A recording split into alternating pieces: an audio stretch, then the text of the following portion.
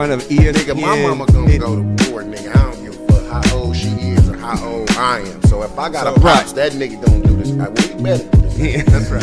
Yeah. But now we're opening the door for all of these parents to start coming out and protecting their kids. If you think that's bad, wait till you see shit doing. Right, it's about to get worse. Dion already doing that. We all saw what we saw, and you know what we saw. That's elementary school. No. That's like when you a teammate, he push him like, man, like, let's go. He push him like, get off of me. Get off of me. Get off me. No, don't touch me. Was it worth the $30,000? Now? In the moment. In the moment. Use up. You remember? Was it bingo night? Or was it? 44. You know what we do on this show, boy.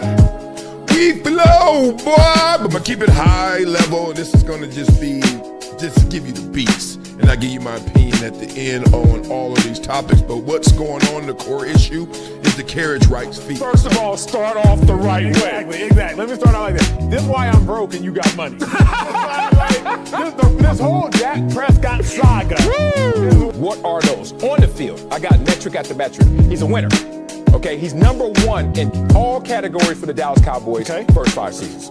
Off the field, unquestionable character. Like, the only thing you got on Dak Prescott is, I am undisputed. Oh, come on. And me playing basketball, and I just want to line up. He's getting up. And show, yeah, we doing this for real. He's first. Oh, we're supposed to get them. This one? Cut that up, baby. This boy, it's wet time. That's what I do. I still don't know why this is a pick, except exceptional play by the defender. Look at that. 2 dudes reaching, and then he comes between them and say, let me split this bunk bed. And I'm out of here. Shotgun snap, slips. Oh, that's ugly. Sack on your first play ever in the NFL. I know your nightmares came true. You're like, God dang. Oh, yeah, this ain't it. Look at this blitz right here. I mean, he only knows so much what he's reading off stats, off paper. I mean, everything's good on paper. But I would always love to hear it from a player because they played the game. What about a journalist? Like, being real, NARPs are journalists. Like, you're from that pool, right? So imagine somebody just said, you didn't play the game. I don't want to hear it. She would have a living room full of people at about 10 p.m. probably every other Friday or Saturday. Come up here and I already know what they want, and I got to sing whatever song. Did you say sing, not rap? You said sing, huh? Sing. Yeah, they ain't trying to hear no rap. They ain't trying to hear no rap. Yeah. You think you can do something with that? Hey man, Michael Jordan too light in the tail. Okay, you know what? Big dog? Yes. I ain't light in the tail. If you want some of this, let's go one-on-one right now.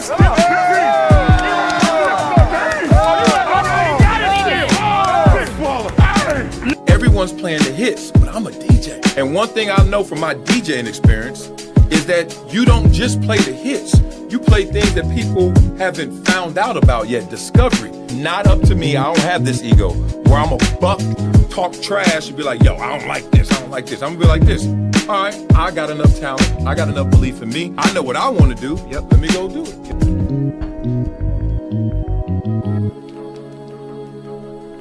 Blah, blah, blah. Who used to put the soda cans in their spokes in their bikes to get that sound going when they were little? Respect to all y'all, man. I had to take yesterday off because my voice said no, sir. Had to coach an overtime classic with these 6- and 7-year-olds, and we pulled it out. Oh, man, we almost won in a regulation buzzer beater. That turned into, we got to go to OT, 1 more minute. And my itty-bitty Araya, who scored every single point in that game, and she's not even a hot dog. She just was getting it in. We won. Love y'all, man. Speaking of basketball, my boy is going out to the Intuit Dome today to kick it with the fellas. And they're going to be talking some All-Stars. Little man is excited, and I'm excited. Why? That and just stop saying, but look at those guys and what they did. You know, they played hard, but when you, saying, you knew better, you do better.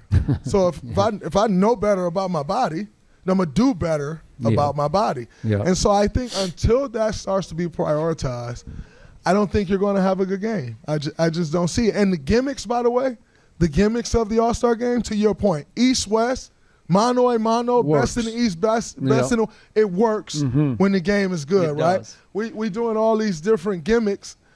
I think that makes it actually more of a joke. Okay, let's get into it. Draymond talking that talk. Let's walk that walk. Here we go. What's broken about the NBA All-Star game? Well, nothing to my 10-year-old who's going to go there and just be mesmerized because he sees a Draymond Green walking around, right? Interviewing, podcasting. He's not an All-Star this year, can't be, right? But then you're going to see Luka, you're going to see Jokic, you're going to see all these guys. Whoever they are, they're bigger and better and badder than all these young ballers going to be there. So let's not forget perspective. I think a lot of times in the pursuit of perfection, that becomes the enemy of good. They got a good thing going. It's still the NBA. It ain't the NFL. NFL got its own issues with its All-Star Pro Bowl game. But the thing about it is, how you gonna fix it? They all have come to this realization. Let me help you.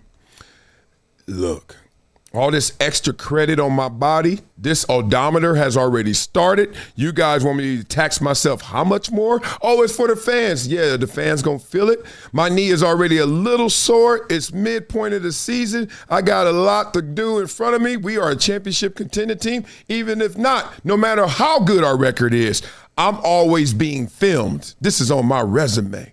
So now you say, what? See, this is what happened. They paid these guys so much money, which they deserved. But there's so much money now that the penalty, the consequence doesn't matter. I don't care what you're going to take away from me. I don't care what you're going to say to me.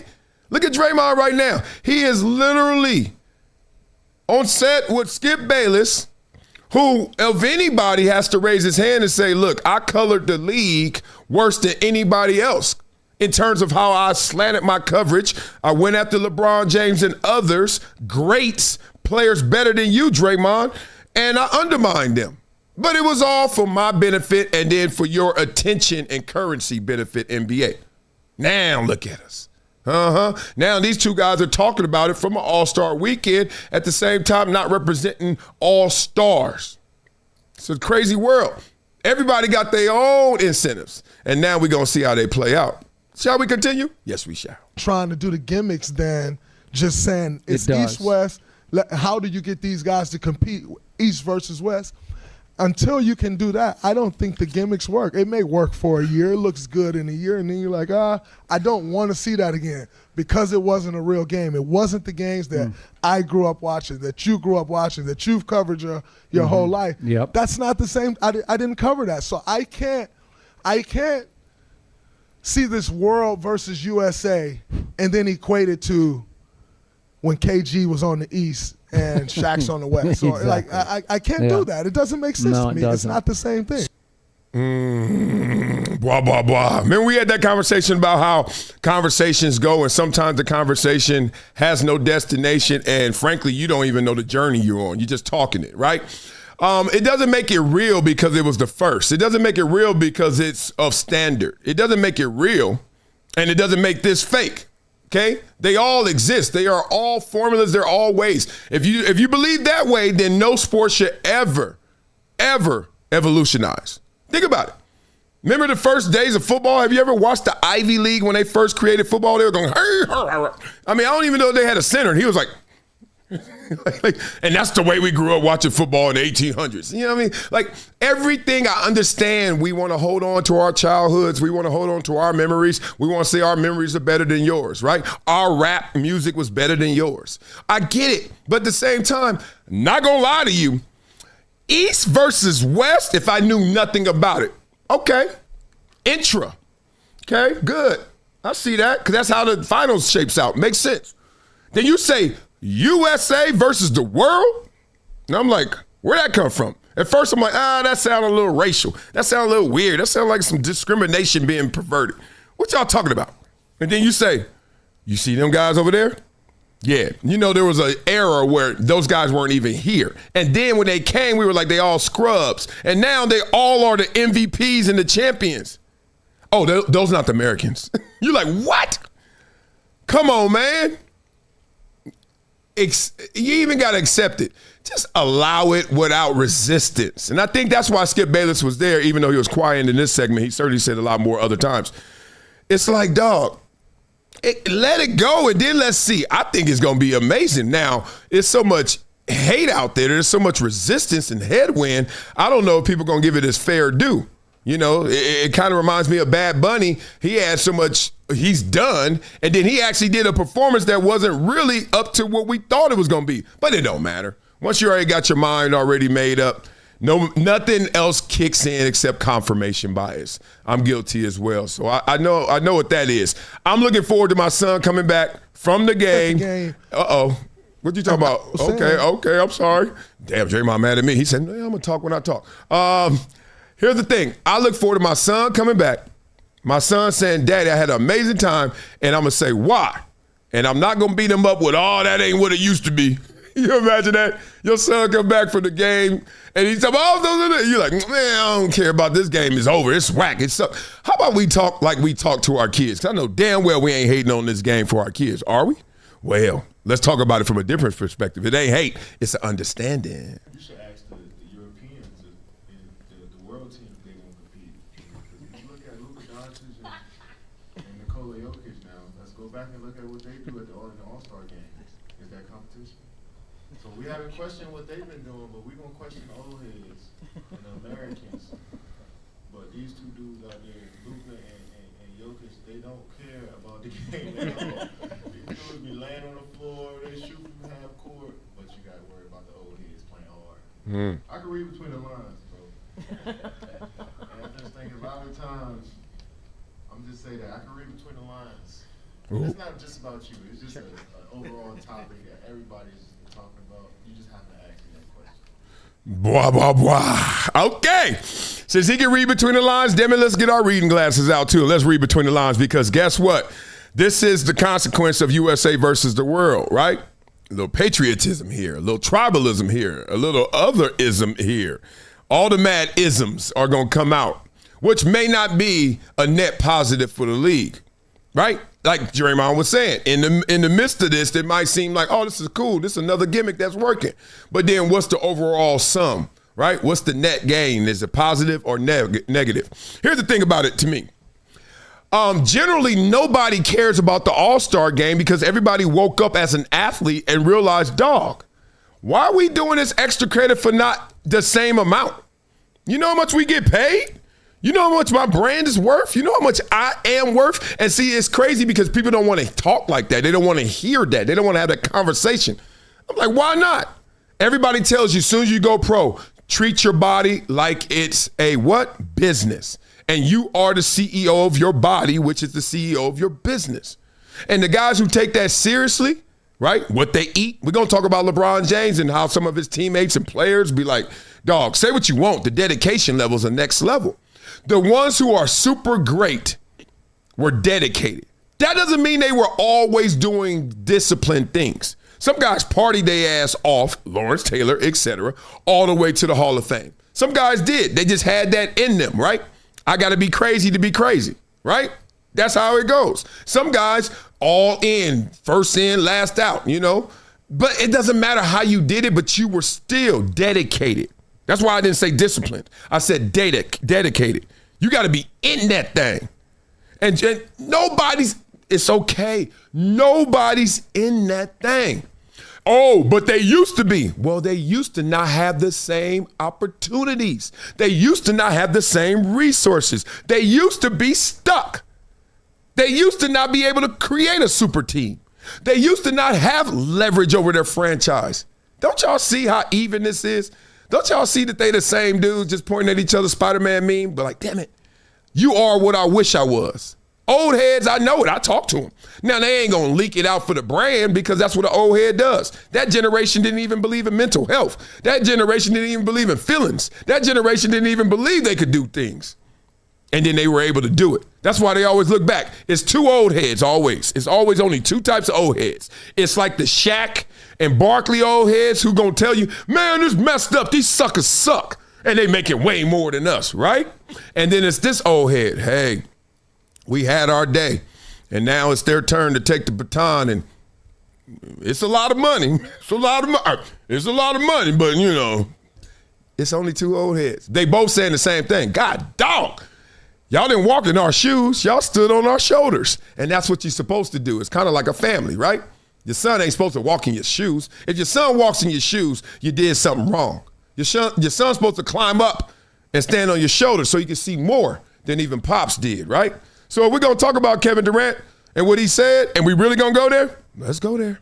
So if we're going to talk about what KD said, we're going to talk about what KD really said. Kevin Durant, he said last night, he said it with jokes and all that thing. What he said is that he's tired of the way that everybody uses when they talk specifically about NBA players, Black American NBA players. They always use every excuse to call them lazy and say they don't deserve the money that they get. This is a conversation that comes around all the time, and they use it specifically around all-star games. They use it with load management, use it with all this other stuff, talking about these players. And Kevin Durant is simply pointing out everybody treats this game the same. Ask Luka these questions. Ask Jokic this question. Why is it when the NHL has a competitive U.S. versus the World tournament last year, it's about how the NBA players are lazy, and you're making character judgments on NBA players? Oh, that was a great point. Okay, let's go. You know me. We keep it 1,000 on the show. It's always a light-skinned brother that's going to bring up that race extra heavy. I'm just telling you, I don't know what it is. It's almost like why you big, fast, and tall, somehow, some way you're going to find the NFL. Like, it just goes together. Okay, let's talk about it. Because he started off saying, look, man, why is KD got to talk about this thing? Right? And KD got to talk about this thing, but it's the thing that everybody has been dealing with. They don't want to play. The incentives don't match what the effort and what the sacrifice is. It's just like simple. Like who wants to be a school teacher? That's how I was growing up. Who wants to be a school teacher? A lot of hands went up until you found out what they had to go through and how much they were making. And then a lot of hands went down. Damn it, I got to become a lawyer. Do you really want to be a lawyer? No, but you know how much they make. Come on, we all grew up in the generation doctor, lawyer, right? A lot of people raise their hand, school teacher. Of course, we're moving athlete, we're moving celebrity, actor out the way. That's always going to lead, right? Because how much they make and how much love they get in vanity. Come on, man. So this is simple. So he's like, why are you going to KD?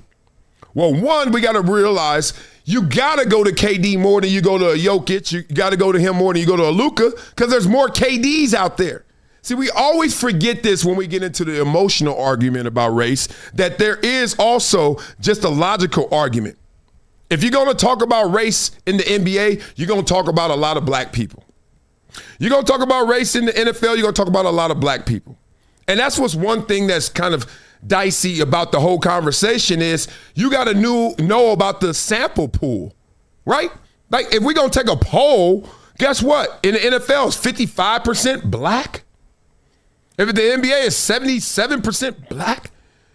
So when we talk good about the NBA, we should be giving a lot of that favor to the black player, which we do. Michael Jordan making $200-some million a year without even having to design another shoe.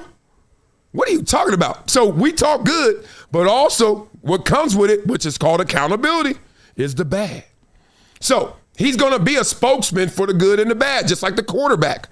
I get all the praise, but I also get the criticism. Hey, dog, you fumbled the ball 3 times when I handed it off to your ass, but they up here asking me these questions why the team can't win. I'm going to take it for you. But next time, hold on to the damn ball. Okay, you know what? I need to lead the team more, and I got to get us down the field and convert those field goals to touchdowns. Then he gets off the podium. He go in there, dog, you ever fumble the ball again? That's what we doing. KD got to take it. It ain't that difficult. But then he went to the NHL versus NBA, which I love, because that could sometimes show you how these issues get Trojan horsed, right? How they all of a sudden, oh, man, you got to look out. You know, over there, what's good for them ain't good for you. Why is that?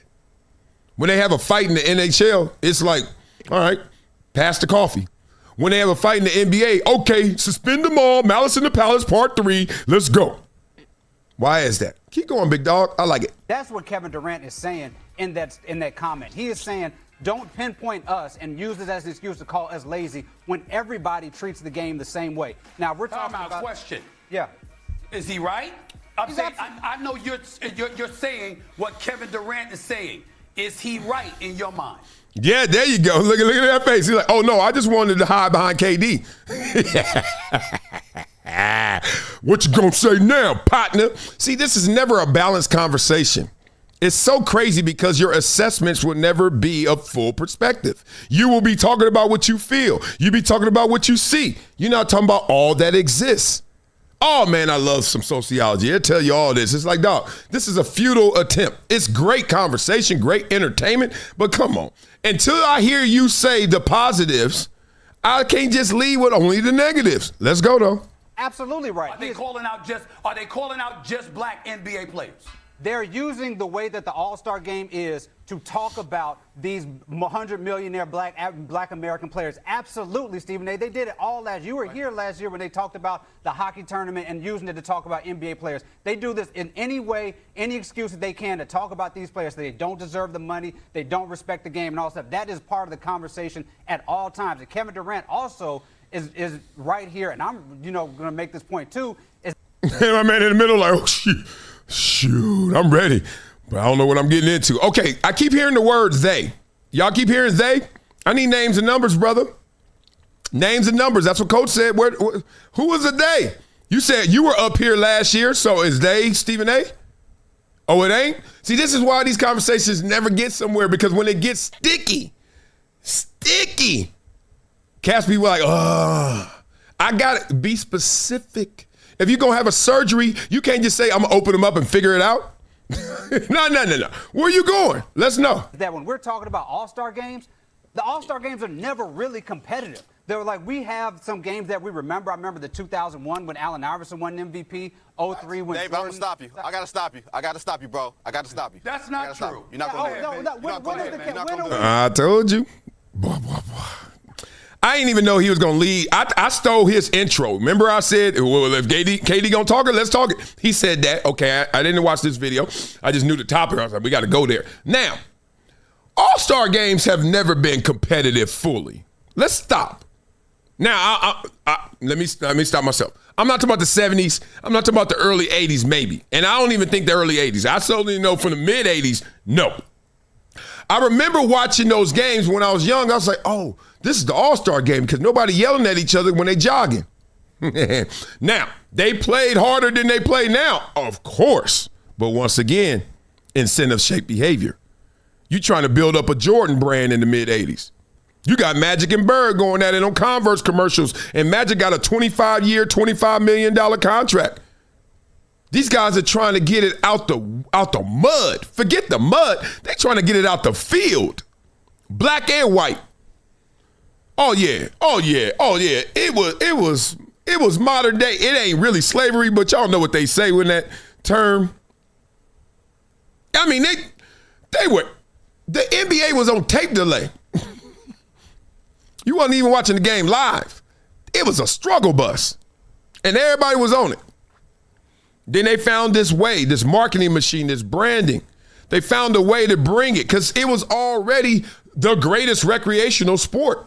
You can't go nowhere without seeing somebody play some basketball or talk about after work, man, what you doing? You know I'm going to get some run. Let's go. Right? And they finally figured it out.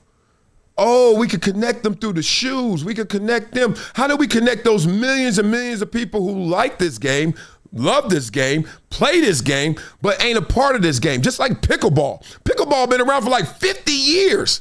And then it took like COVID. It took cats to just slow down a little bit. And they're like, wait a minute. There is a sport that 8-year-olds can play with 80-year-olds and still have the same amount of fun. And the 80-year-old is like going hard as they can. The 8-year-old's going as hard as they can and they doing it together. You mean there's a sport that after 50 you can actually get better in? It's crazy. So sometimes it just takes time. It took them that time and they finally figured it out. Don't compare that to this. And even in those games, they didn't play as hard as they do in regular season games. Are you kidding me? So this whole narrative that we're going to defend like they ain't playing hard like they used to. No, they didn't play as hard as they used to in the regular season games either. But now we're here. But the racial conversation is real. Everybody want to talk about it. So we're going to talk through it. Let's Stephen A. Smith. See, on this show, Stephen A. Smith has his own show, as we all know, right? The Stephen A. Smith Show. That show, that's where you're going to get some Stephen A. Smith. The other show, you're going to get the executive producer of First Take at times, right? He's going to protect himself because he's running for president, too. Oh, we got to talk through that. Let's go. What Kevin Durant has said as candidly as I can. There you go. Kevin Durant, to be clear, he didn't lie. He's basically pointing out how the narrative out there is pointing the finger at a lot of black players in the NBA. People questioning their level of commitment because of the money they were getting paid and all this other stuff. He's not totally wrong there. Actually, he's not wrong at all. He's just incomplete. Okay. And that's the thing to bring up here. Let's go. When we've talked and lamented the state of affairs with NBA All-Star Weekend, we talk about everybody. Thank you. We don't differentiate between the white and the black players. We see everybody on the court lollygagging. Mm-hmm. Now, do the stars that are preeminent in America and throughout the globe, do they take more of the heat than others typically? Sure they do. And the reason why is because they're the marquee. And they're the standard. And when you're the standard, it compels others to have to live up to a standard. And because they have to live up to that standard, there's pressure to go out there and compete. And as a result, that's what you're looking at. Now, we are in math class, and Stephen A. said, damn, y'all can't figure out this calculus. Okay, let's go here. 2 plus 2.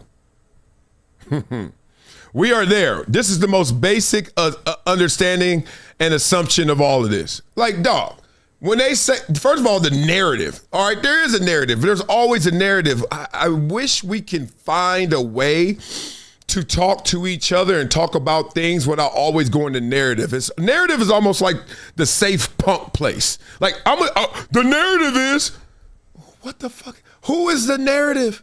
I need a person. I need a thing. I need a statement. I need a quote.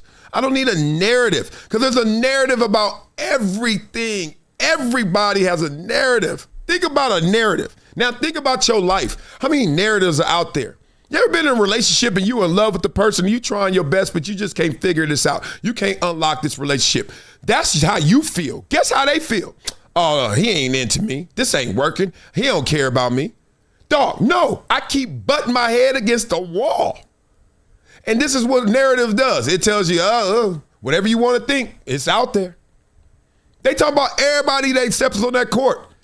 The reason Jokic, the reason Luka and them ain't on front page talking about this is because they don't respond to this. Look at Jokic. How many interviews he does compared to KD? KD has his own interview company. LeBron has his own interview company. Draymond has his own podcast. Okay, Luka got his own. No. Jokic got his own. No, he playing with them cows and horses. People want all, what I always say, what's the Wileyism? Don't call for attention and then hang up. Everybody wants to be it until it comes with the S and the H. And then they like, shh. You're looking at the absence of competition. That's what you're looking at. And there's just no excuse. You're literally looking at it and you're saying, what possible excuse you can have for it? Like Kevin Durant is making a valid point in terms of who may be getting most of the ire. But the reality is a lot of people, everybody associated with All-Star Weekend have been getting criticized. Now, we know how to fix the All-Star game and we don't want it fixed. We don't. We know that the only way to fix the All-Star game is to not have All-Stars play in it.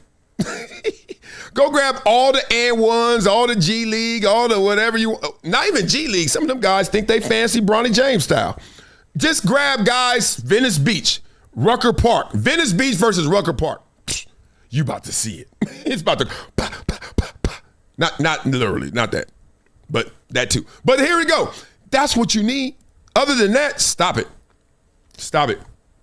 Ain't nobody sitting there with $274 million in the bank. Just got a call from Nike talking about, we got your lifetime deal signed now. All-Star Weekend, perfect timing. And then like, yeah, I'm about to go out there. My knees a little sore. But hey, it's for the fans. Y'all better stop playing. The only way to fix the dunk contest is simple. You got to get those who are lesser. Their incentives have to be greater. These guys are already too great. Hey, it's a good problem to have, NBA. It's a good problem to have, NFL. You think you're going to give everybody everything they want and then say, do whatever I need you to do? Oh, CEO of company. You know what I need you to do? Go in the mailroom today. Just this one day. It's for the fans. It's for the viewers. It's for our customers. And go out there and deliver it all. He'd be like, man, please. Because of the flagrant lack of effort. Ain't nobody got a problem with Steph Curry pulling up from 50. You know why? Because he can make it. We've seen him do it. In games. We've seen stuff like that. So let's get that out the way. Secondly, the big issue here is that the effort has been so embarrassingly non-existent that it's been an insult to the game. And you have former stars that want no part of it. Nobody is saying that competition doesn't exist. Nobody is saying that it can't. Nobody is saying that, you know what, they're constantly competing against one another in the past. Nobody, and there was no lollygagging around. Nobody's saying that. Every all-star game involves that. No doubt, it's fun. You get all of that part. But it's never been this embarrassingly devoid of effort. And it's going to get worse. It's going to get worse. And I ain't mad at it, because that means they winning. Stephen A., I see how you walk up into those arenas. Fresh. You deserve that. I know people hate it. I know people mad at it. Oh, well, eat it. If I couldn't do it, I couldn't do it.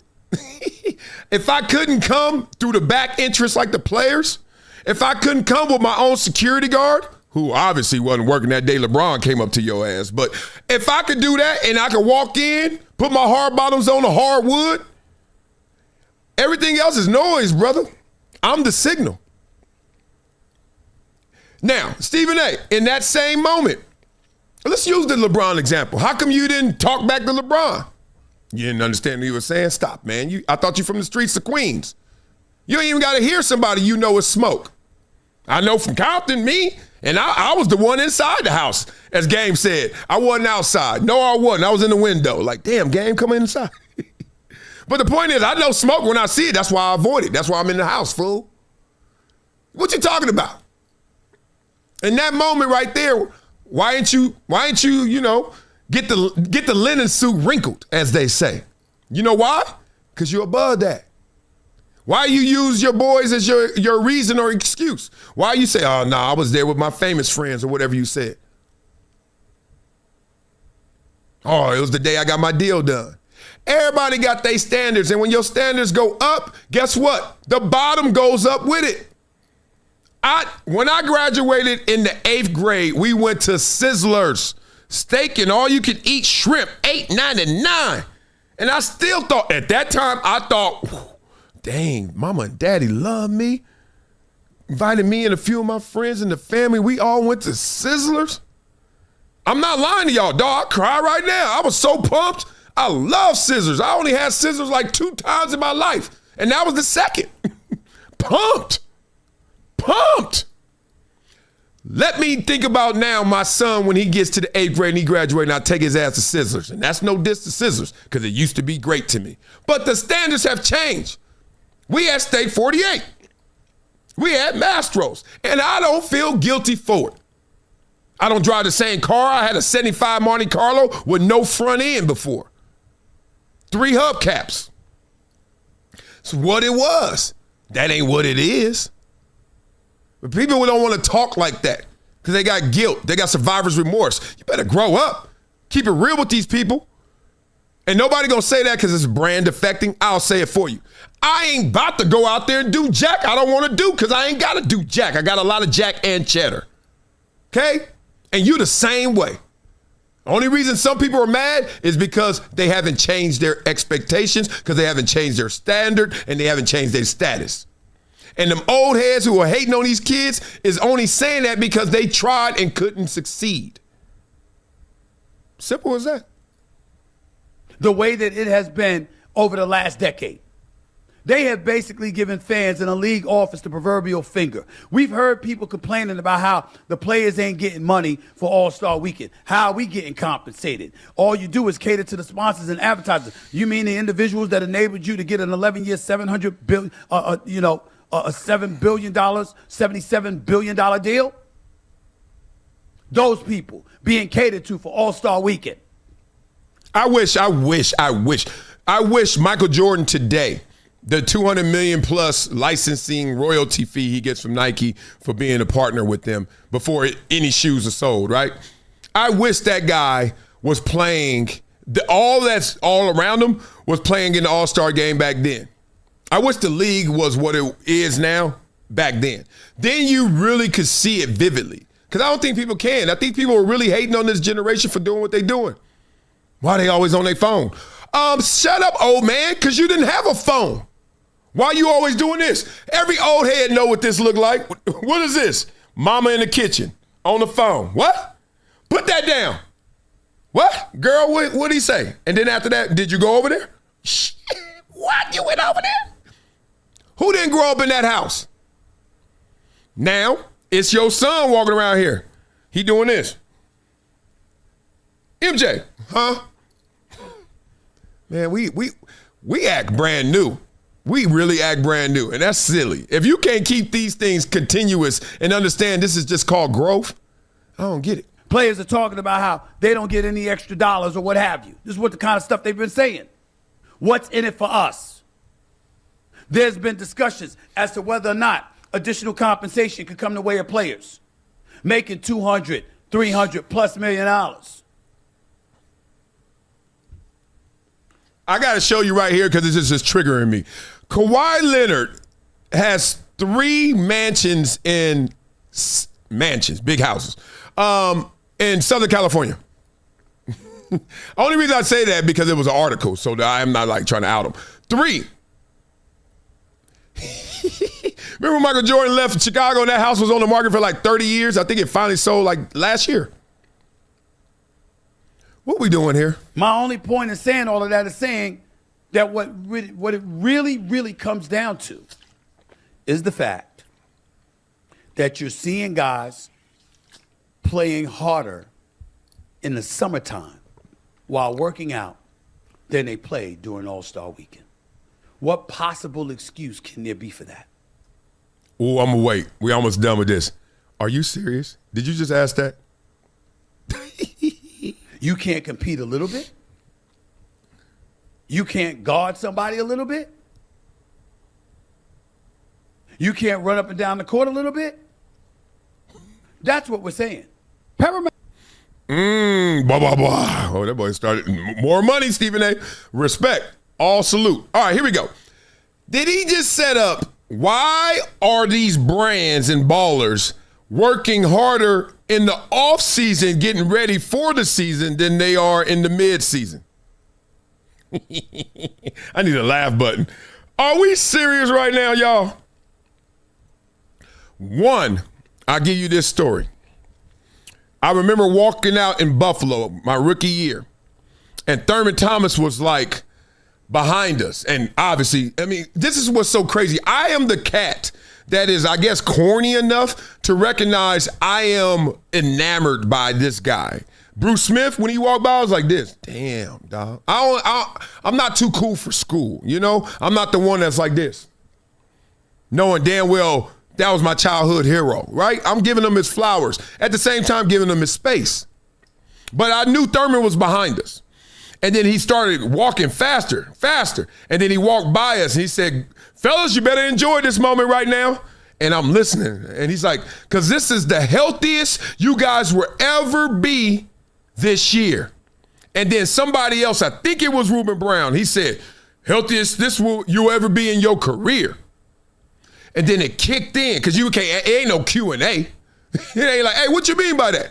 Basically, they were saying from that moment forward, everything's going to start hurting for this year and your whole career. And when you think about it, when I walked out of Columbia and walked into the NFL, that was the healthiest I was in the NFL, that moment. Because after that, first play, oh, God, dang, dog, somebody cut my pinky.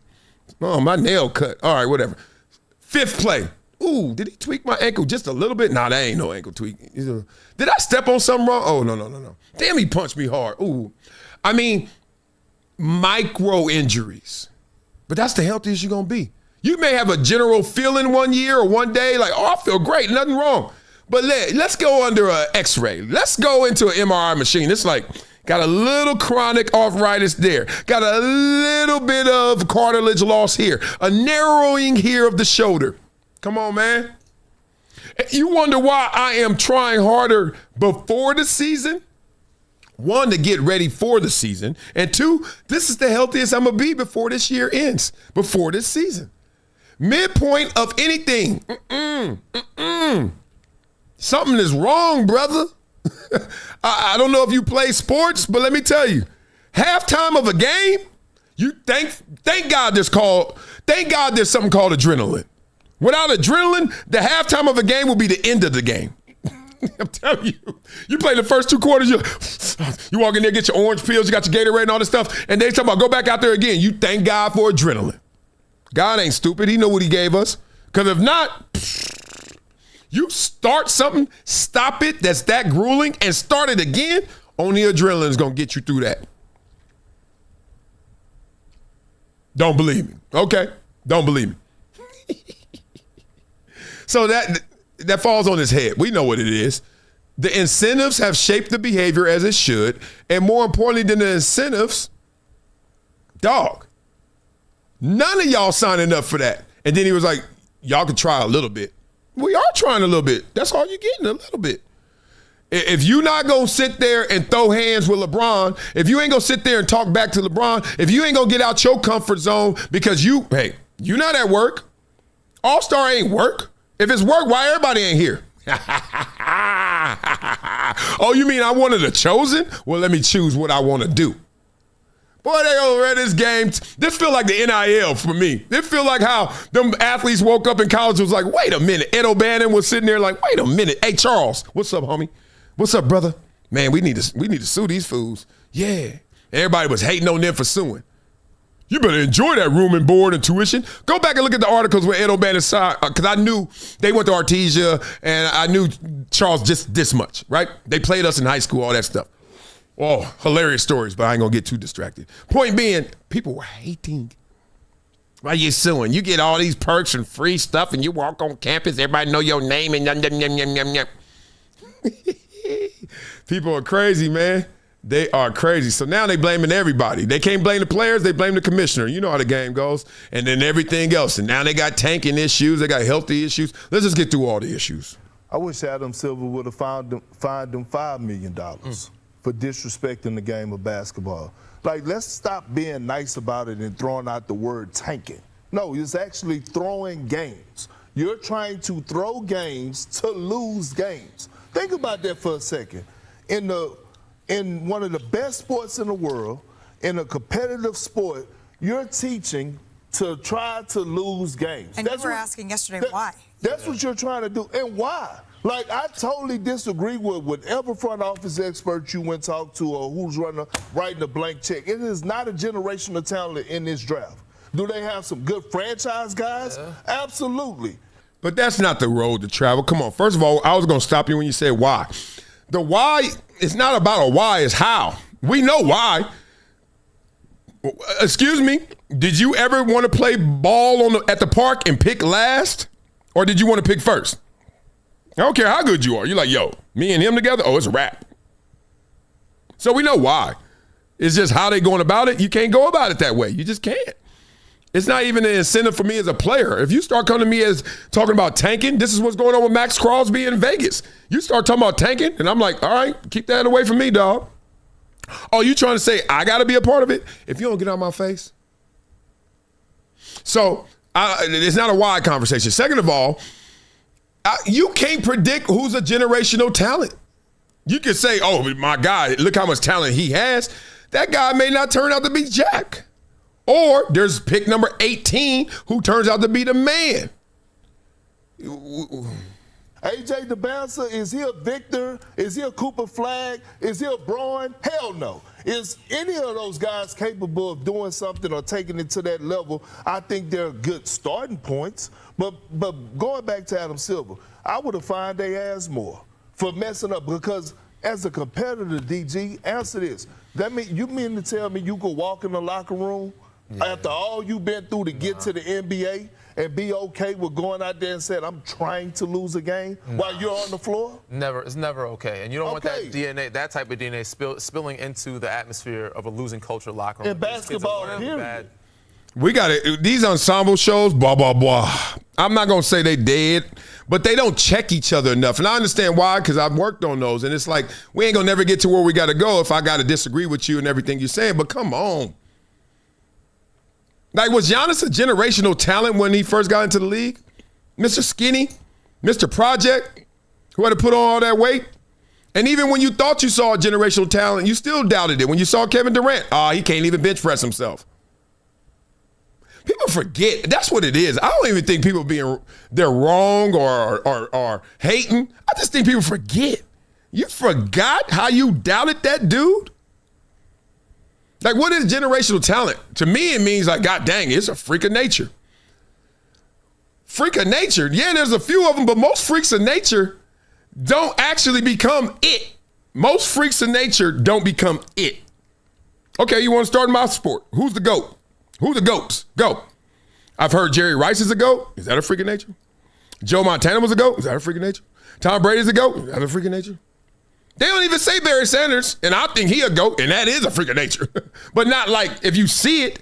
If you saw Barry, you were like, no. Then you saw a movie, say, yes, him and Marshall Faulk. Oh, my God. I never judge a book by its cover. You see Barry Sanders, hi. You see Marshall Faulk, wait, what's up, man? And then you see a movie, it's like, how does that body... How did these bowling balls turn into this? God, dog. It's like they turn into pinballs. It's insane. So miss me with this whole generational talent stuff. And it goes the other way, too. When you think you got, that's what's wrong with these parents at AAUs and all these little Pop Warner games. Look at my boy. He's only 7. He bigger than the 10-year-olds. He going. Where he going, man? You know how long this marathon is? So I don't like when you say, well, these guys, AJ ain't going to be it. You don't know what AJ going to be. You just know what Kendrick was. Straight up. Me too. Oh, it's crazy. Well, I do know one thing we got to fix. These suckers ain't playing as much. Wow. The rest is just going to be filler to fill that point up, which is the headline. Oops. Like, this is what they try to do. Try to set it up. Like, you come home and you're like, look, I got a new rule for this house. Everybody got to do this or you can't go to bed. I tried that with our kids. So we got this digital monitor. My wife gave it to me for Christmas, which really meant she gave it to the kids because it's just a monitor of schedules in the calendar. Basically, we got to get these kids on chores. And the best way to make a responsible adult, they say, is to make a kid do chores. It's, a lot of research about that. So it's respect. So the kids, you start off with a few, right? Make sure you put on lotion. Make sure you do your hair. You do it, not me. You brush your teeth. You make sure you do all these things. Now, you got to sign off and check these things off, or you're not going to be able to watch your iPad or watch TV, or you're not even going to go to bed. It sounded great. Boy, you look at that list, you're like, they ain't do all that, did they? And you look at them, did you do all that? Now I'm stuck. Or am I going to let my baby stay up later and got to go back downstairs and do the stuff I didn't see her do? Or let her go to bed? Discipline says, get your butt up. Adam Silver is right there. He like, damn it, I told these dudes 65 games, and they were like, all right, funk it. Guess I ain't all NBA. Now, we know there's money tied to that, and the cats want to, but guess what? You now split my incentives. You now split how I could go about it. You think I'm going to get hurt to make all NBA to get some more money? I get more money if I stay healthy. Trust me. The brand's got me. You know what I mean? So it's a tough place. Executive decision sounds great. It's a big word, big phrase. The problem is it says also, oh, you had to change up what you thought. Oops. You stepped in it. Oops. You didn't know what you were really doing. Oops. So executive decision, yeah, but who put the rule in the first place? Yo ass. So we got other issues. This NBA All-Star, we going through all the NBA. We going to fix the NBA today on this show. Oh, yeah, we going to fix this thing, boy. There's a problem in the NBA, and that has to do with tanking. Now, normally you'll get maybe 1 or 2 teams tanking for the opportunity to get somebody special like Cooper Flagg or Victor Wembanyama. And you've probably got 3 or 4 players in college basketball this year who will come in and contribute right away. A.J. Dubasa is probably going to be a guy that's going to contribute. I mean, Utah would love to just keep him in Utah, and that would be tank-worthy. And I think Utah is building something. You know, they got Lauri Markkanen, and they got Jaren Jackson Jr. III as well. I think they're playing 4 bigs. You got Ace Bailey. Who's Ish? Ish Smith, wasn't he? Yes. I think he was traded more times than any other player in history or played on more teams. Ish Smith? I think the most teams in NBA history. I think it's maybe 14 or 15. So Ace Bailey out of Rutgers, you got him. And if you're tanking and maybe you get one of these guys, then maybe you got something there. But teams are... I love his team. Speaking of team, they are in it. No wonder Dan be killing it. Look at them. They are work. This is work. This is called let's get it. I love that. I just wanted to use Dan's point of, look, you're going to have to get me back. Y'all out there tanking, it does something to the viewer, it does something to the fan, it does something to the sport, it does something to everybody.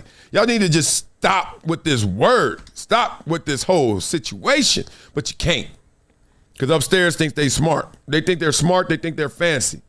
So it's a lot of situations where it's going to happen. Hey, we ain't got nothing else to fight for, so what we going to fight for?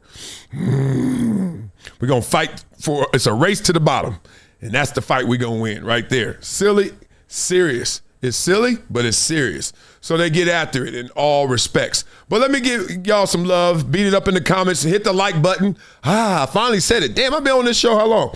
Almost an hour. Didn't even say hit the like button. That's why these kids, that's why Nikki and Vlad and Mr. Beast are who they are. They know how to do that. My old ass just be talking. Hit the like button so we can get this thing out there. I don't know what's cracking. Okay, now we're going to switch gears a little bit because we're going to kind of show you the good and the bad of the LeBron legacy talk because people are on it right now. People are on it. But at the same time, let me see what y'all talking about in these comments. Who is number 1 today? That means you talking that talk. I got number 2. Fry Bryce said kids will just lie to your face. Yeah, look, I love my kids to the fullest, but when they tell me a story, I know it's incomplete, if not a damn lie. Straight up. That's why I'm like, look, I ain't gonna fight with no parents. Don't be coming to me and say, well, you know what your son did? I was like, so who's your source? Your son? Yeah. I was like, first of all, too much bass and way too much treble. I told that to a parent one time. They tried to come up to me talking about their kid in basketball. May I speak to you for a second? I was like, if you take all that bass and all that treble out your voice, yes, you may. If not, no. When you're not going to fight, oh, my God, you have so much more power. Think about it. When you know that, what's up then? No. I'm going to do everything else. I'm not taking you straight to the penthouse. You going to floor 2, floor 3. I'm going to make this journey worth it because I know I ain't going to do nothing to you. I ain't fighting you. You can swing. I'll be like, whoa, that was slow. No, now, stop playing with me. But I'm going to take you mentally through hell. Hell, Dante's Inferno. Lady was talking, I was like, who are you speaking to? Well, I'm just so, I was like, yeah, you are, but I'm not. And I'm not here for you. I'm here for your son. Anything else, man? Oh, why didn't you let him dribble? Because he can't dribble. What do you think this is? It ain't the end of his career. First of all, you really want to know why he can't dribble? It ain't my 1 hour a week. It's your ass 23 hours a day ain't working with him. There's apps. Get him dribble up app. There's a ball, a hallway. What are you doing? Just, why your coach ain't making you dribble better? Shut up. Oh, I check parents. If you want to come to me, trust me, it's not where you want to finish. It's not where you want to go, okay? Now let's talk about LeBron. Did he really want to go to L.A.? Well, regardless of all that, he here now, and look what happens. Timeout. Linger. Did y'all see this?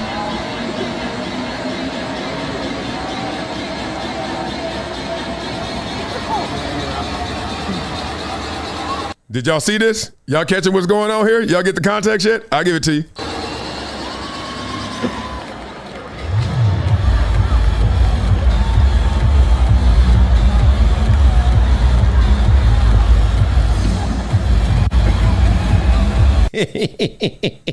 Blah, blah, blah. So what happened is Austin Reeves had to come to the sideline after he got that rebound. You saw he got it, right?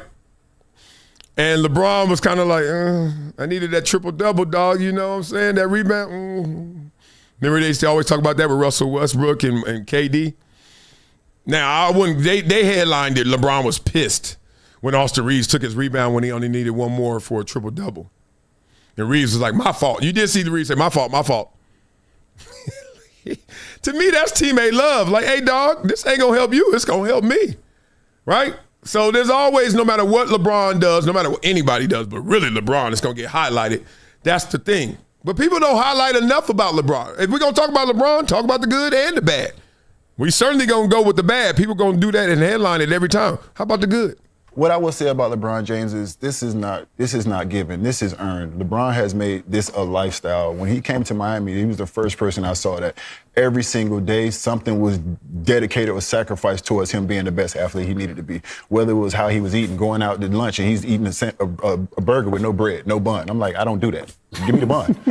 I don't do that. Whether it's riding a 10-speed to practice, knowing Riley going to run the hell out of us or Spo's going to run the hell out of us that day, he's riding a bike to practice, getting conditioning on the way to practice, whether it be getting weights in and just lifting weights. All these things he's been doing, so the work that he's putting in, we see that continue to go, and it's just amazing to watch, and it's just a joy to watch. Blah, blah, blah.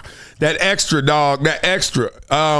Here's an itty-bitty tidbit for all you guys. It was a formula that I used, and I certainly borrowed it from others, and I've seen it work. So whatever you're doing, first of all, never walk around with the mindset that you're going to do 110%. Stop lying to yourself. There's no such thing, okay?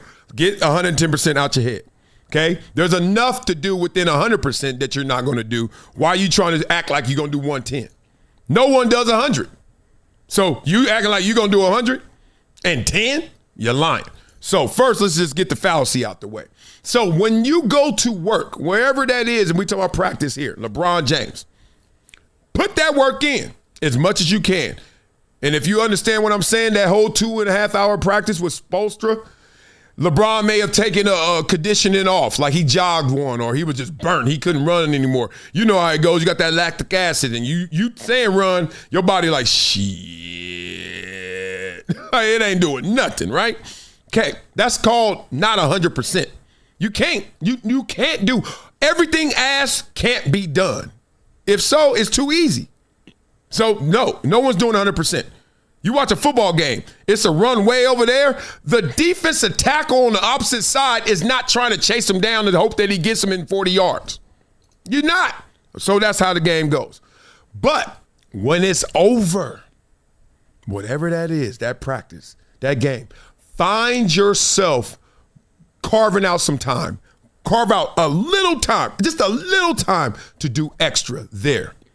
Whatever that was, mental reps, studying, physical, more push-ups, more wind sprints, find somewhere in that day. And this is the motto. Now, I coined this phrase because everybody kept saying it different ways. And I said, do a little, a lot.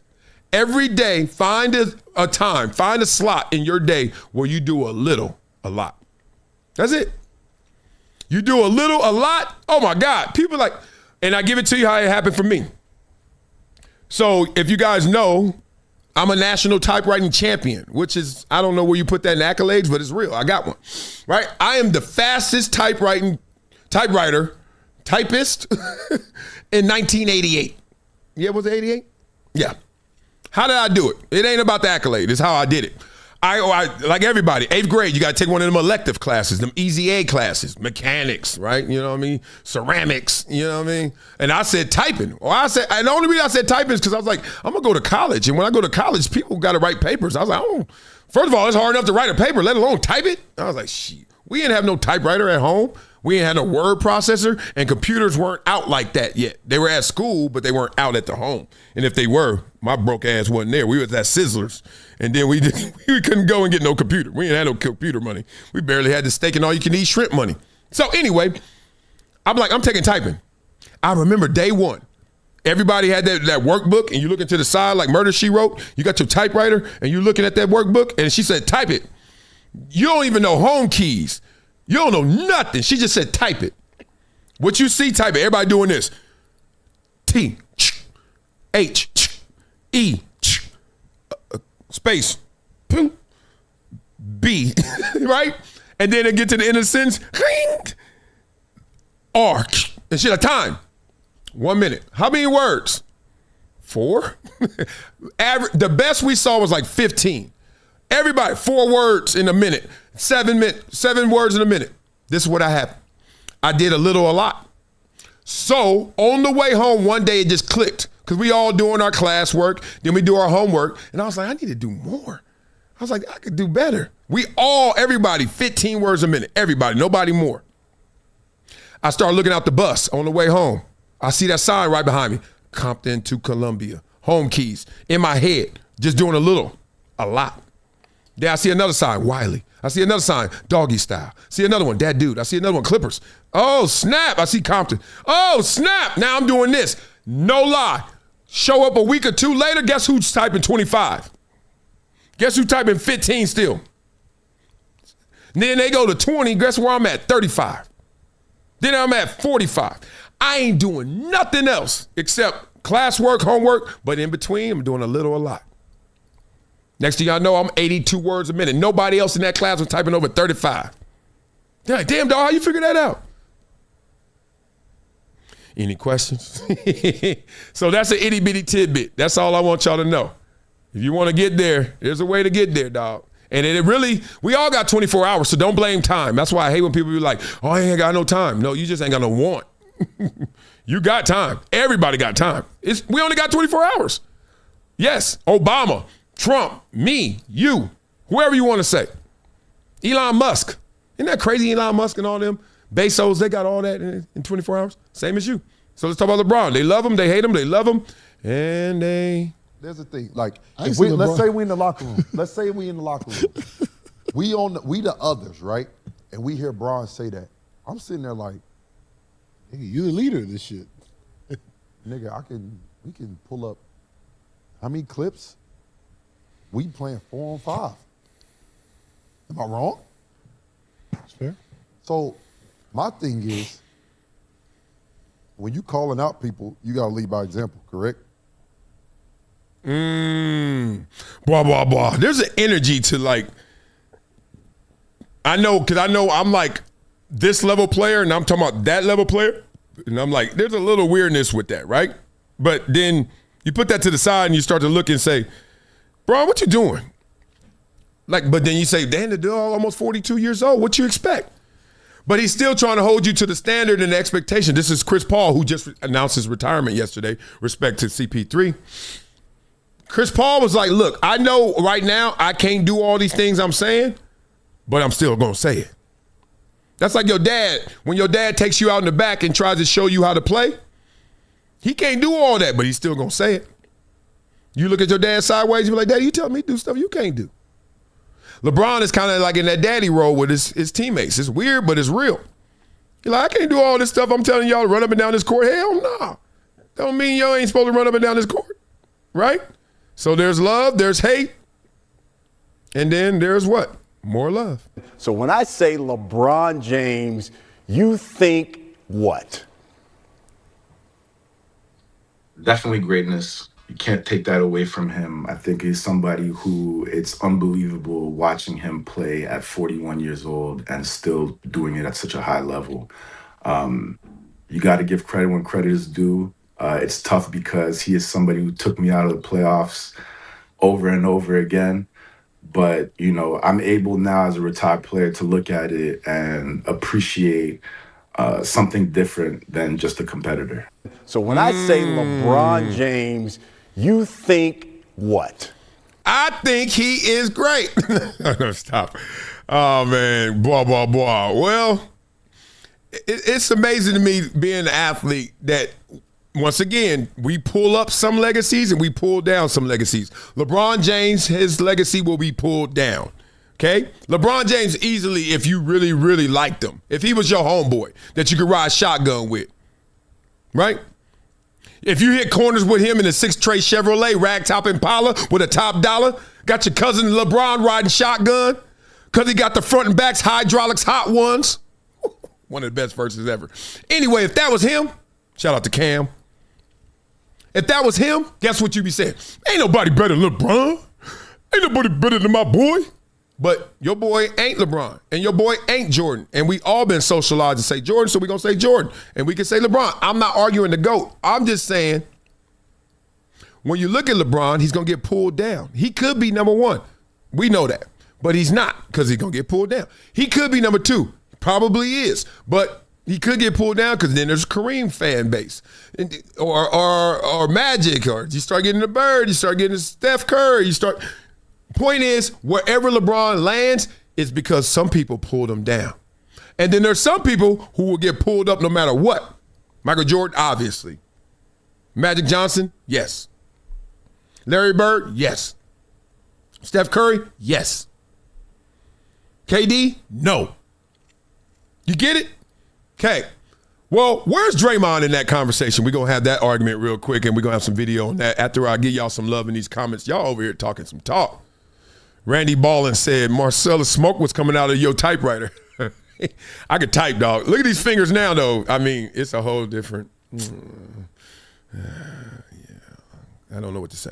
But there was a day. I need to find that book because people will be like, damn, you was a national typewriting champion. I should have known I was going to be okay in life in the 8th grade when I do something like that. Like, of all things I've done, forget the touchdowns, forget, like, being a baller growing up, forget all that. I'm talking about, like, dog, you could type. That should have been special. That's about the most special award right there. All right, let's get into it. Where's Draymond? Y'all pulling him up or y'all pulling him down? You are. Okay, so this is the crazy thing about this man.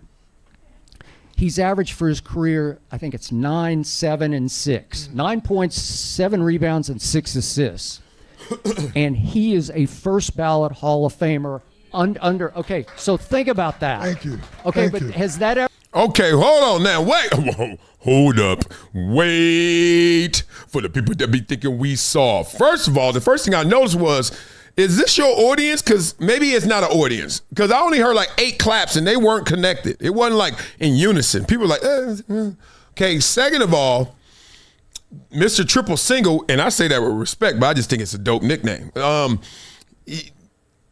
Like Skip, is Skip saying that even if he ain't there? Has he said that before? Or are we just trying to look up and, cook up and hook up with the host? I don't know. Let's go. I'm not blowing smoke at you. I'm just telling you the God's truth. That's never happened before. Nobody with those numbers would ever even sniff the Basketball Hall of Fame, and you're first ballot because there's so much more you do beyond that.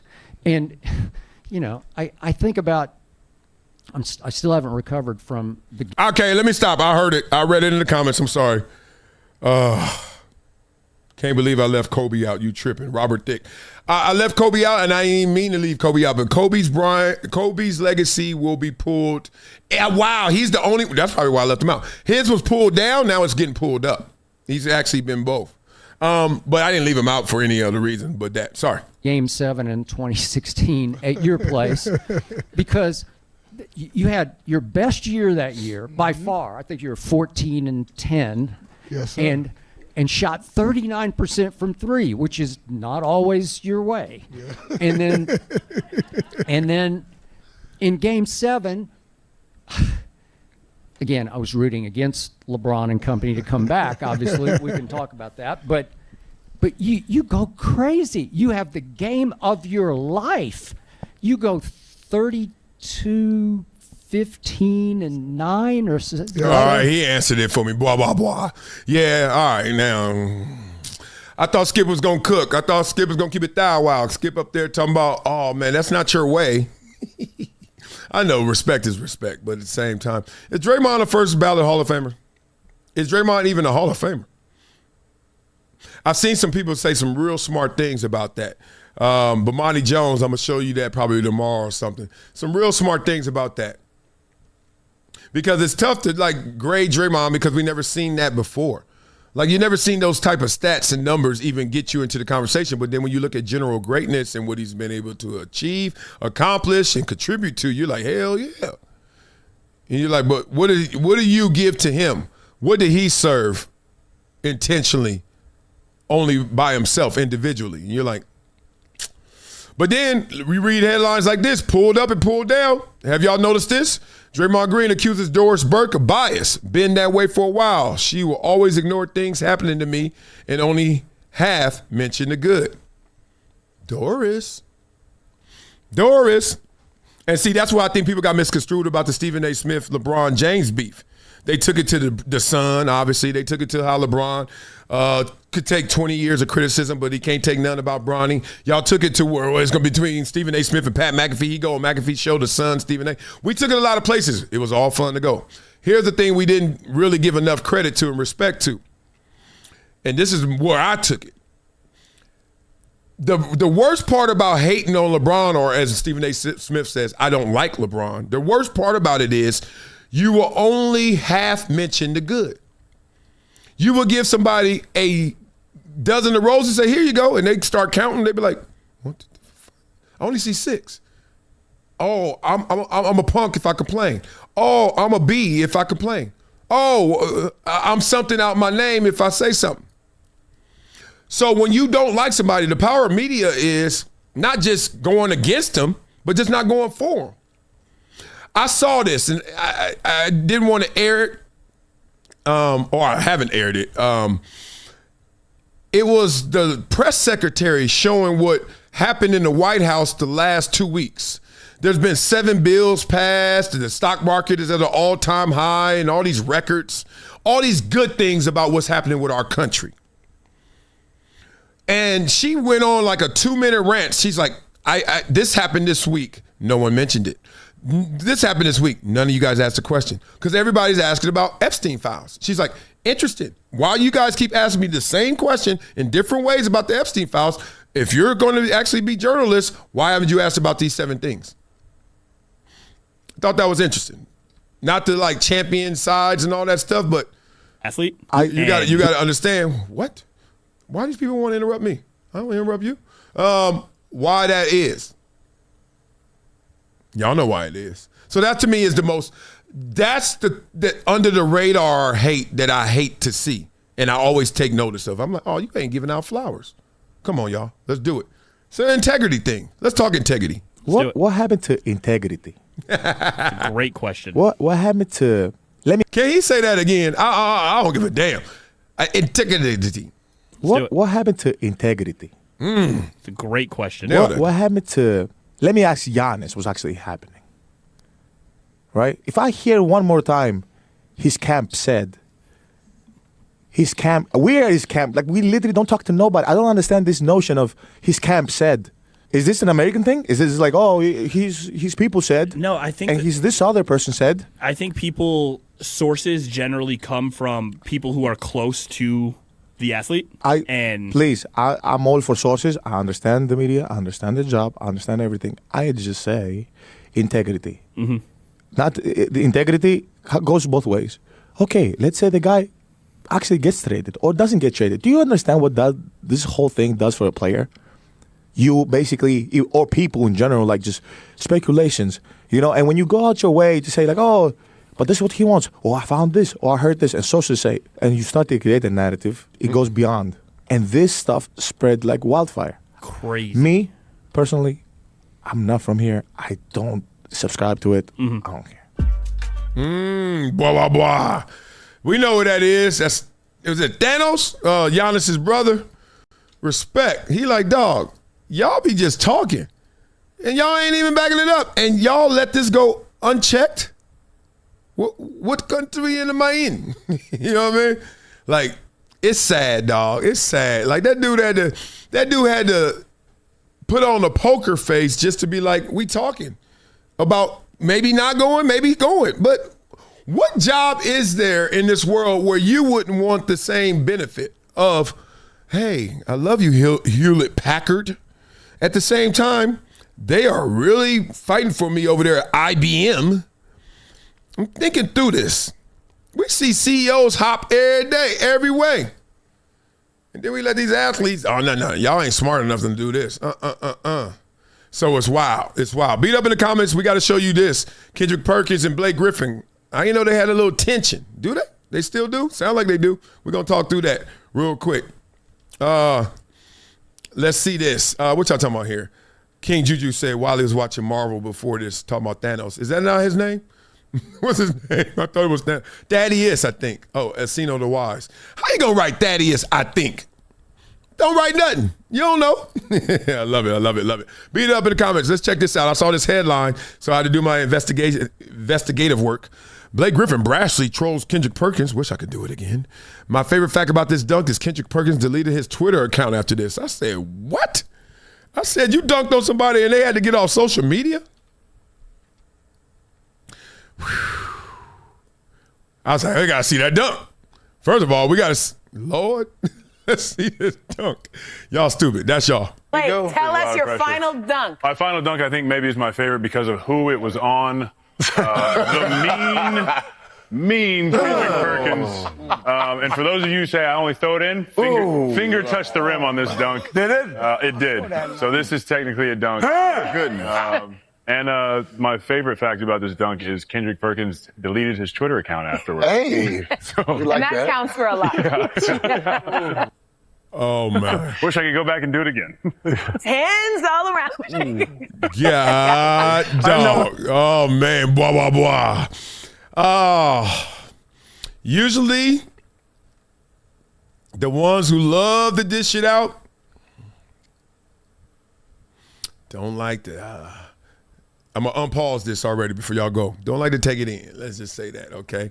Interesting. So Blake and Kendrick, let's just say one is on the east side, one on the west side. They ain't riding together. All love, all love. What about Molly and Stephen A? Are they still riding together? Molly and I worked together for 10 years. I love Molly. I didn't want her to leave. And listen, I think Shea Cornett is doing an outstanding job for us. She knows her sports backwards and forwards. She is the real deal. But on a personal level, I definitely miss Molly, as do a lot of us, because we're friends. And, she was great. And so, you look at the contribution that she made to the show, the relationships that she cultivated and what have you. We're number one all of these years. She was hosting when we were number one all of those years. So she made an incredible contribution to the success of the show. She is class personified. Blah, blah, blah. Hope y'all saw that live, because they ain't going to let that live. The White House don't be playing with their podcast. Go Brandon Marshall. Go Michael Irvin. They be like, nope, shutting that down. I get away with a lot of live stuff. I mean, not me, but I guess you get away with live stuff, and then they be like, nope, can't let that go on your other releases. All good. Here's the thing. We already did videos on this, the breakup between Molly and Stephen A. Smith. It was a worth conversation and a self-worth conversation. And look, at a certain point in your career, you could just read the writing, read the room, right? Think about it. Molly comes on Stephen A. Smith and First Take and all that and becomes a household name. Like, you literally could just say, did you hear what Molly said? You can't even do that with Stephen A. Smith. You got to think, Stephen A. Smith. You hear what Molly said? She like, how they always say you really famous, you're going to use one word? Like Kobe, Tiger, Molly. And whatever that is, look, and being a woman in the industry, man, it's gangster. It's gangster. Like, we just saw Taylor Rooks, and I ain't going to lie. As soon as I saw the clip, first thing I saw was her, and I was like, whoa. I mean, she's beautiful. So it is. You can hide it. You can not talk about it. Do what you do, whatever. But we know you notice. So you're like, all right, so Molly's beautiful too. Right? Molly's on the show. Molly's giving her opinion. People like her opinion. People don't like her opinion, just like everybody else on the show. But then it turns into something else. It's like, oh, she's doing a great job. Then it's like, oh, but a little criticism, which means she's really doing a great job, because what comes with the criticism is the praise. Then she looks around. She's like, where the love at? And the love language in business is what? Money, opportunity. And think about it.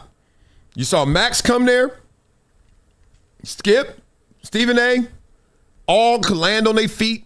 Skip left and built another network, FS1. Him and Colin Cowherd. Stephen A. Smith stayed there and took over the network. Him and Pat McAfee now. Max left, got 2 other shows on the network, then left, got paid all that time, then came back. He on Netflix, The Ringer, Netflix, and The Ring show. Who else is on there? Molly's on The Ring show. But she looking around when she there, and she like, yo, where the love at? Especially, as Stephen A. Smith even said, when you that cool with the dude who pulls the strings. Now, this is not on Stephen A. Smith fully either, but he's your boy, and y'all work well together. Like, all this stuff is working, and you thinking, he got you. We all been there before. Your boy got you, and your boy didn't get it for you like you wanted it got, whatever that is. It's like, okay, this is how this is going to be. And it's not to point it at him, but you, at the same time, you realize this is the room I'm in. It's not shrinking. I'm just getting bigger, or I'm tired of being in this same airspace. There's got to be better. And a lot of times people don't make that move. And I got to salute her. Give her some. Yup. Got to give her some love for that. Because you can read the room and be like, man, this is it. My parents, both postal employees. Not dissing the post office, but I thought my mom especially, not so much my dad, I can't lie. Like, Daddy, you better stay in this post office. I mean, your skill set is perfect for it. Like, my dad's just chill. He's just a really great person and principal, but he ain't for flexing who he is to the world. He ain't that. My mama, though, I thought she was. Maybe it was my own expectation. I don't know. Rest in peace, mama. But the point is, I thought she could do more, but she didn't. But what if she thought she could? You got what you got. You got to keep all the boats afloat, but at the same time, you got to let's set sail. Let's go find something out there. Let's go find America's. You know, all aboard. And Molly, say what you want about her. She looked around. She was like, all this hookup, all this love, all this my name, and all this. Well, where the money at? Where the money? And then you see other people passing you by, other ladies especially. Oh, you know it gets competitive when you start seeing what Taylor Rooks doing. Taylor Rooks was about to do it with Joy, and then Joy went her way, and then Taylor was like, let me go away from that, and Taylor popping. Malika Andrews popping. God, I'm forgetting, and this is horrible. Maria Taylor popping. These girls are popping. Carissa Thompson popping. Molly like, oh, that's tough. Molly on the #1 show, she like, man, y'all stop playing with me. Oh my God. I know she was, ooh, if I could tell y'all. But I ain't talked to Molly. I ain't seen Molly. I ain't reaching out to Molly. I'm a weird reach out. If I don't reach out to you on some general GP, like if I don't say what's up, if I don't say how you been, if we ain't like that, then for information and news, I'm not a journalist or I'm not that type of friend. I'll see you when I see you and we chop it up. It's been 2 guys in the industry that hit me up blindly because they had a problem. More than that. Ryan Clark, Kendrick Perkins, but they never hit me up before just to say, what's up, dog, or how are you? Or something good. A lot of good has happened in my life too. You ain't never said, come. Guess what I won't do? Pick up the phone for that. Just like I won't call you for nothing negative or give me some juice and scoop. I'm just built like that. Say what you want. So they got mad at me for not talking to them. I was like, man, you ain't never talked to me about nothing else. Let's talk on our beef. Let's start our relationship for real on the beef. No. We're going to get to college basketball real quick because it's looking crazy out here. But before we do that, we got to do that. Let's get into it. College basketball, some say better than NBA right now. Are y'all serious? Are we doing this? We doing this? What y'all talking about in the comments? Encino the Wise, what do you find entertaining? You guys are talking to each other. Y'all talking to each other. Let me get up out of here. Let me show you this clip real quick. So many teams trying to position themselves to get one of these top picks this year. Why does it seem like not only is the tanking more aggressive, but so much earlier in the season too? Because I'm not saying the talent, but the college basketball product is better than the NBA product right now. Mm-hmm. And I firmly believe that because each night in college basketball, you're having top 15 matchups, and the best players are actually playing in the games, and they're competing each and every night. Now, here's a number that everybody needs to recognize at home. The number is 13. 13. It's a historic number.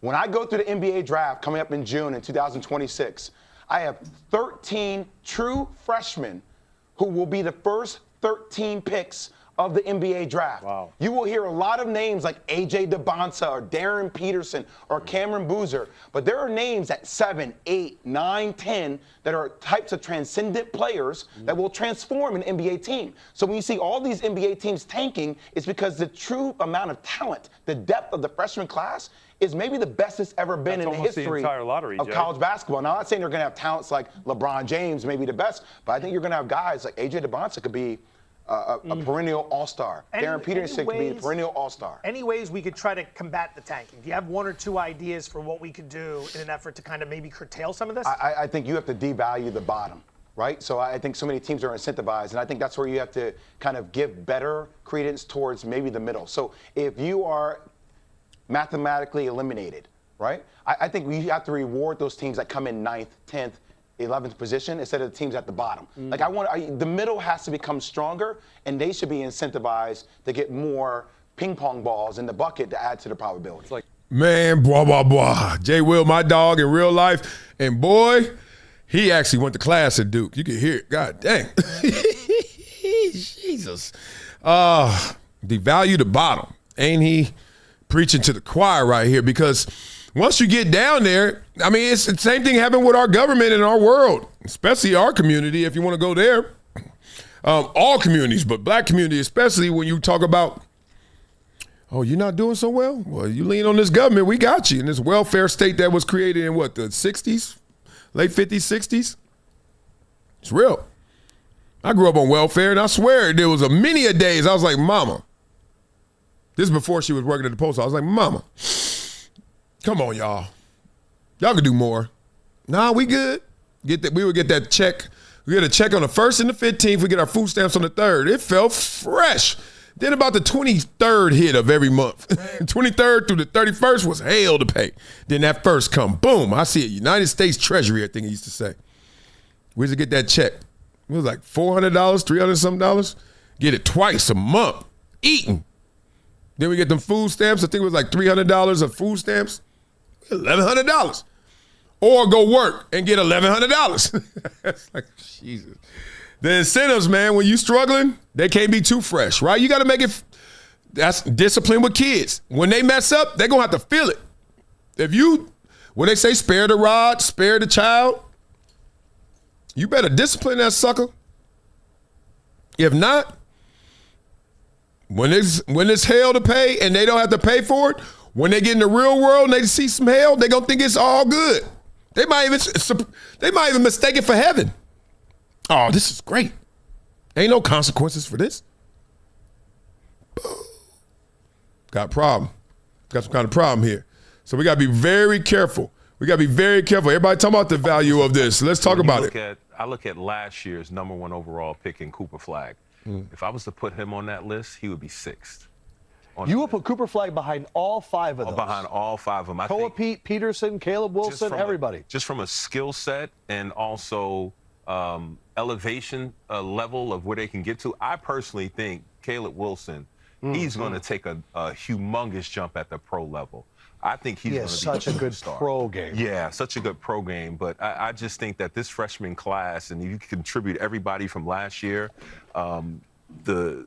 those guys will still be at the top of the list. Mash. I thought Cooper Flagg had some holes in his game. All right, Bash, but one of the things you have the advantage of is you're looking at Cooper Flagg right now and how he's come on in the NBA, and yet you're still. He just had 49 points. Do you see Caleb Wilson having 40-something points in the NBA next year? One thing I will say about the years down the road. One thing I will say, I see Darren Peterson having 40 at some point in his rookie year, AJ having 40. But over the long term, Caleb Wilson, in my opinion, is a piece that could be built around for a championship caliber team. Blah, blah, blah. Sounded like a hot take when he first said it, but then you couple it with what Jay Will was saying, and you really look into college basketball and you start to understand we got a special thing going on right now. It's special times out here. Right. Oh, and I got to correct. I say spare the rod, spoil the child. I think I said spare twice. Get in my Bible. I got to get back in my Bible. Love to you guys for always correcting me because I'm not always right. I'm really, really not always right. So get that thing going. Let's get this thing going. What are we talking about here? They ain't all that's good. Yeah. This is the beauty. Like, Max Kellerman recently was on the podcast with Rich Paul. He was like, dog, I can't believe, like, when I came back, how easy sports media is. He probably didn't say the word easy. He was like, the show does itself. There's so much to talk about. He ain't lying. The same conversation where we talk about all these freshmen are amazing. Oh, my God, there's guys in there better than Cooper Flagg. I say the first 5. Then you hear stuff like this. I don't even get why teams tanking right now. Why? Tanking for what? For who? For who? AJ DeBelsa. AJ DeBelsa is not for stop. Hold on. Why are you yelling at us? Not because that shit pisses me off. I can see. AJ DeBelsa is not fucking like that, bro. He is he is not a. You tank and go to the extent of getting fined the way that teams are tanking. Make no mistake about it, bro. I believe that this is one of the best freshman classes that we've ever seen. I think this is going to be one of the best drafts that we've ever seen. Is it full of franchise guys? Yes, that you can start to build around and see what happens. Do they have a generational talent in this draft? Fuck no. AJ DeBelsa is not doing anything different than what Brandon Miller was doing when he was at Alabama. He's the same fucking player. Which is a great No. player. I'll take Brandon Miller. Good job. Yeah, job well done. You got Brandon Miller. Diet is concerning. He's 12 years old. Shot diet, he's 12. Look, you learn those things. I love Brandon Miller, but what I'm saying is teams are actually going to the extent of tanking as if it's a Wemby in the draft or a LeBron in the draft or even to the extent of Cooper Flagg. Like, we still don't even know who's the clear-cut number 1. So my thing is that I wouldn't be going through all this. Yes, you have some guys that you could hope you build a franchise around, but it's not a generational talent. Wait, to your point, Blah. Hey, he said that strong. I'm not here to disagree with what Perk is saying. I am here to say that we got to be careful because a lot of times we forget if you were in their shoes, right? So a lot of times people talk about what they ain't going to do and what they wouldn't deal with or what I'm not going to eat that, but you ain't that hungry. Well, I tell y'all, before my daddy checked me when I walked in that kitchen, I was like 8 years old, whatever it was, and I said, Daddy, ain't nothing to eat in here. He looked at me. He said, boy, do you want something to eat or are you hungry? There's a big difference. If you just want something to eat, nothing matches, right? Nothing goes together. You walk out of there complaining. If you're hungry, you're going to have a peanut butter and hamburger sandwich. We got some ground beef, and we got peanut butter, but we ain't got no bread. Let's eat. See what I'm saying? So these teams, we all acting like, oh, why are you doing all that to do this? Because they hungry. You talk like, yo, we kind of got a little here and there. We got a little few pieces. You ever talk to somebody in the end, they conversation, saying like, that. They got that going on. And that's why they like, yo, don't be telling me what we doing and what we not doing. You ain't hungry like us. Ooh. Now let's get into this conversation. This is great. We have not talked NFL yet, and this is amazing. We have been going 2 hours almost, an hour and a half at least. And we ain't talked NFL yet because it ain't your season. But when you do talk NFL in the offseason, it's usually something like this. J.J. Watt draws contrast between NFL winning his grievance on the NFLPA report cards, PFF rankings on Sunday Night Football. Here we go. J.J. Watt is consistent. He wants to point out all the issues with the NFL, NFLPA, and this grievance. Okay, I'm not going to give you all that. I'm going to give you this tweet. I think it is. Okay, good. Is this the tweet right here? Yeah, this is gangster. All right. Hold on. Let me make sure this tweet is what I think it is because it could be something else. Oh, yeah, it is. Let's click on it. Okay, JJ, what's the problem? He said the NFL, let's make this even bigger. NFL won't let actual players grade the workplace they attend every single day, but they'll allow a third-party grading service to display their rankings of players on national television every Sunday night. That is an amazing, astute point. How is that happening? You know, we see PFF, he's 32nd out of 300. You're like, what? And he's number 1 out of 30. Oh, wow. He's 30 out of 30. Yuck. They do it. And then the NFL is informed by Adam Schefter reports, all 32 teams today in a memo, that it prevailed, NFL gangster, in its grievance versus the NFLPA and its team report cards. An arbitrator determined that the NFL's PA's conduct violated the CBA and ordered it to stop making public any future report cards. Wow. Now I can read you all that, but y'all go to sleep. Basically, the CBA is like, look, it ain't just about numbers. It's about image, names, images, and likeness. And you are not painting the NFL in the proper light by telling everybody this team gets an F because they got the worst practice facility.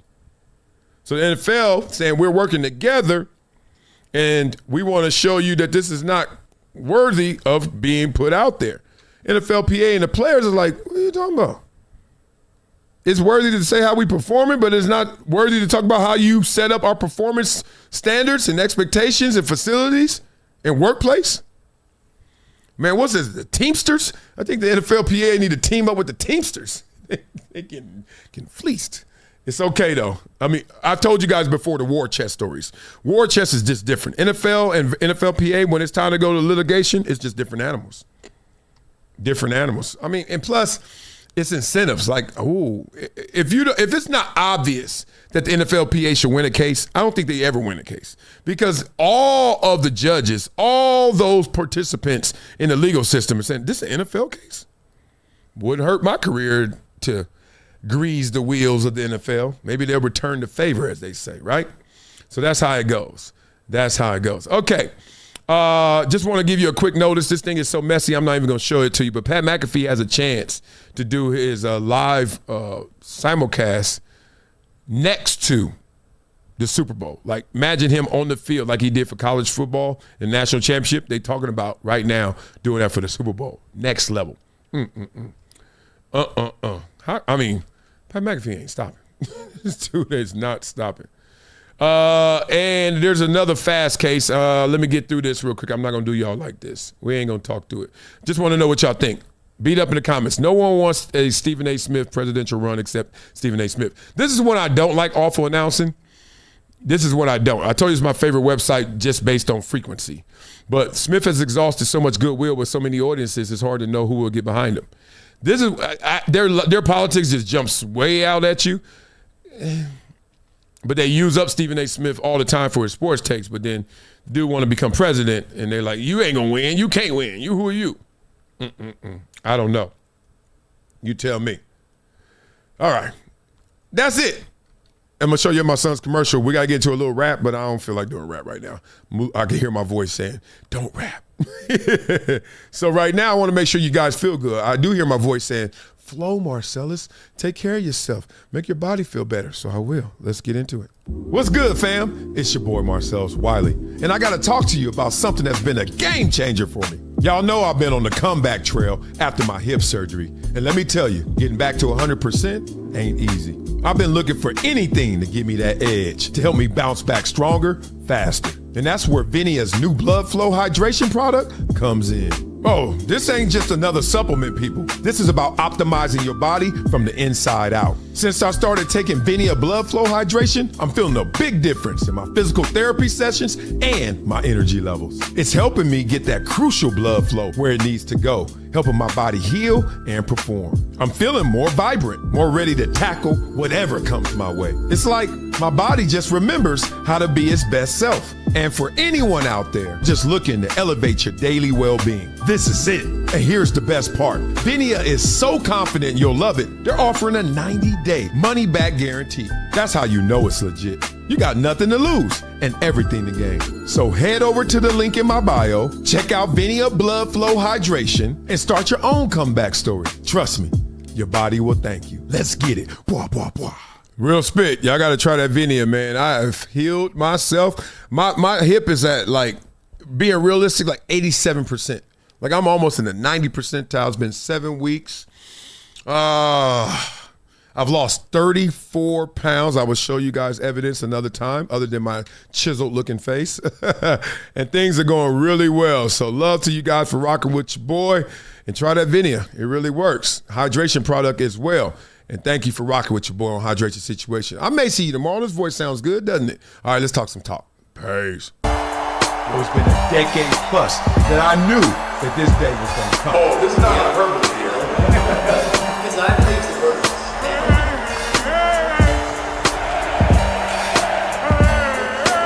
Time to hydrate. That's ghetto. Hydration situation. So ghetto ass outro.